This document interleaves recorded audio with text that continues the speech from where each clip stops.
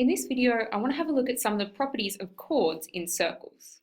So our first property for today says a perpendicular line from the center of a circle to a chord bisects the chord. So that means we have this chord AB. We're drawing a line from the center so that it meets that chord at right angles, and it's going to cut that chord in half. So the distance AD is equal to the distance BD. Now that works the other way as well. So the converse is if we have a line from the center of the circle that bisects the chord, then it's going to be a perpendicular line to that chord. Having a look at an example of that, we've got this chord here, AB, and it's meeting, we've drawn in an interval from O to meet X, and we've made sure that it's a perpendicular line, so it's always meeting it at a right angle.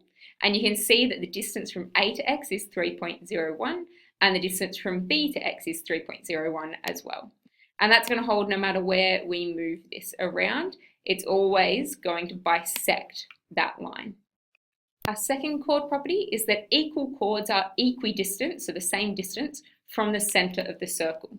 So we're saying that the length of this chord here, from here to here, is equal in length to this chord, and that means that the perpendicular distance from the center, from the center to this chord is the same as the perpendicular distance from the center to this chord over here.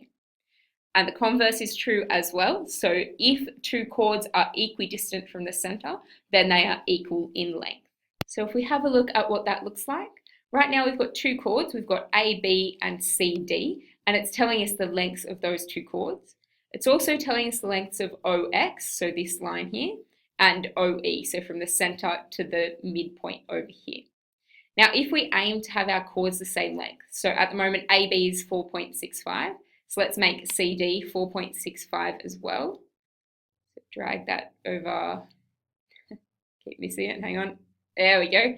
Then we can see that those lengths become equal as well. Now we can make it the other way as well if we aim to have OE and OX equal. So let's make this one 1.1. There we go.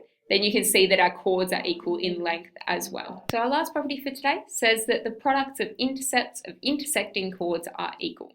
So we've got the chord AB and we've got the chord CD, and they're intersecting, so they're crossing over. And it's telling us that if we go the length AE multiplied by the length EB, then that's going to give us the same answer as if we multiplied DE by EC. So if we have a look at an example of that, we've got these two chords here, and they're intersecting at the point X. Now, if we show what our multiplications would give us, AX is 2.84, and if we multiply that by XB, which is our 2.02, that's going to give us 5.74. And you can see that if we have CX multiplied by XD, that's going to give us the same answer. And no matter where we move these, those products are always going to give us that same answer. Right, so this is just an overview of those three chord properties that we've looked at in this video. Just a reminder that we will go through and prove all of those in class. And also, whenever you're solving problems, you need to be giving a valid reason for your answer as well.